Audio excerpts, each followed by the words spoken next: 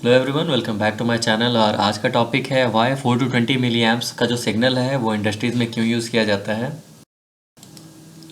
4 to 20 milli amps current signal को छोड़ के वोल्टेज सिग्नल भी यूज़ किया जाता है इंस्ट्रूमेंटेशन के लिए। सो वो है, पहला है लाइक 0 से 5 वोल्ट डीसी या फिर 1 से 5 वोल्ट डीसी।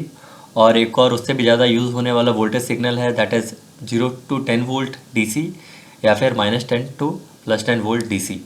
सो लास्ट के दो सिग्नल्स वोल्टेज सिग्नल्स हैं, और जो मोस्ट प्रोमिनेंट है जिसके बारे में हम लोग बात करेंगे that is 4 to 20 milli amps, that is current signal. Next slide में हम लोग सिग्नल फ्लो के ऊपर बात करने वाले हैं, तो उसको समझने के लिए ये स्लाइड काफ़ी इंपॉर्टेंट है।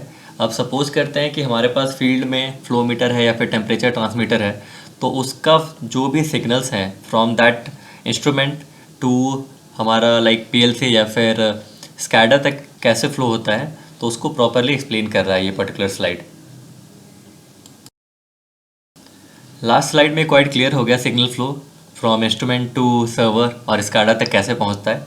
तो फिर से एक बार देख लेते हैं, जो भी फिजिकल सिग्नल्स है लाइक टेम्परेचर, प्रेशर लेवल या flow ETC, that are physical signals, उसको हमारा इंस्ट्रूमेंट मेजर करता है और कन्वर्ट करता है into electrical signal with the help of transducer. Transducer कोई भी फिजिकल सिग्नल्स को इलेक्ट्रिकल सिग्नल्स में कन्वर्ट करता है, that machine is called transducer.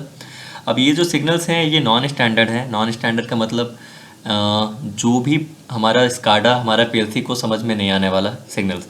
So non standard signals को फिर बाद में कन्वर्ट किया जाता है with the help of transmitter, so that उसको प्रोसेसर में फीड किया जा सके, उसको पीएलसी या फिर स्कैडा तक भेजा जा सके जो कि वो अंडरस्टैंड करे।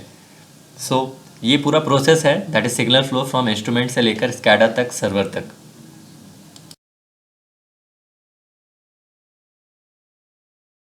लास्ट स्लाइड में हमने देखा नॉन स्टैंडर्ड सिग्नल्स को स्टैंडर्ड सिग्नल्स में कन्वर्ट किया जाता है, सो दैट जो स्कैडा है वो प्रॉपर हम लोग को दिखाए कि कितना एक्चुअल वैल्यू है फील्ड में। सो स्टैंडर्ड सिग्नल्स का मतलब वो हुआ that is understand by CPU. अब CPU only digital numbers understand करता है, दैट इज़ 0 and 1, और वो डिजिटल नंबर्स कन्वर्ट किया जाता है फ्रॉम वोल्टेज सिग्नल्स। अब वोल्टेज सिग्नल्स कहाँ से आया, हमारे पास तो 4 to 20 milli amps current signal था। तो 4 to 20 milli amps current signals, that is analog signals को हम लोग डिजिटल कन्वर्टर के थ्रू कन्वर्ट करते हैं वोल्टेज सिग्नल्स में। अब वो कन्वर्सन कैसे होता है वो आप नीचे देखिए। अब हमारे पास आरएओ पैनल में, पीएलसी में, दैट इज़ 250 ओम्स का रजिस्टर रहता है। अब जब रजिस्टर के थ्रू हम लोग करंट पास करवाएंगे, तो लाइक अगर कोई सिग्नल नहीं है, लेवल या फिर फ्लो ज़ीरो है, तो ये 4 मिली एम्प्स जनरेट करेगा। 4 milli amps into 250 that will give 1 volt. और अगर 100% है फिजिकल रीडिंग, तो same 20 into 250 ohms that will give 5 volts. Now the converted 1 to 5 volts will go to analog digital converter.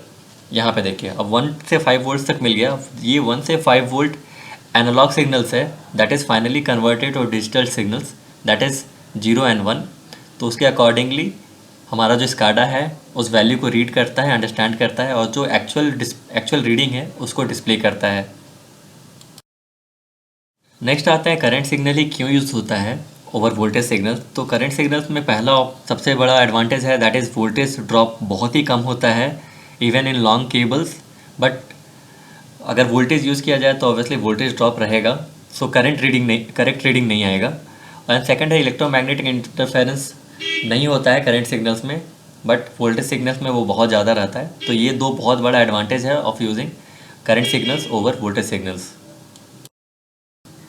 अब current signals में भी 4 to 20 मिलियम से क्यों यूज़ किया जाता है, लाइक 0 to 30, 0 to 25, कोई दूसरे वैल्यूज़ क्यों नहीं लिए जाते हैं। तो पहले 4 मिलियम्स पे आते हैं। तो 4 मिलियम्स एरर डिटेक्शन के लिए बहुत ही यूज़फुल है। लाइक अगर 0 मिलियम्स को मिनिमम वैल्यू सेट करते हैं, तो ये आइडेंटिफाई करना बहुत मुश्किल होता है कि इंस्ट्रूमेंट फॉल्टी है या फिर कहीं सिग्नल में ड्रॉप है। तो अगर हमारे पास 4 मिलियम्स आ रहा है पीएलसी में, तो एक चीज़ क्लियर है कि हमारा सिग्नल, हमारा इंस्ट्रूमेंट इज़ वर्किंग फाइन। वो 0 मिलियम्स के साथ सही नहीं रहता। नेक्स्ट 20 मिलियम्स में आते हैं। तो 20 मिलियम्स एक सेफ्टी फैक्टर है, सेफ्टी रीजंस है। Like for human heart 30 millions maximum value होता है एक शॉक देने के लिए। तो सेफ्टी रीजंस के चलते 20 मिलियम्स तक ही उसको लाइक लिमिट किया जाता है। नेक्स्ट स्लाइड है स्केलिंग के ऊपर, लाइक 4 to 20 मिलियम्स को 0 से 100% तक कैसे स्केल करते हैं। तो बहुत सिंपल है, लाइक 4 मिलियम्स 0%, जो लास्ट स्लाइड में हमने बताया, that is for error detection, and 20 millions जो कि 100% को करस्पॉन्ड करेगा।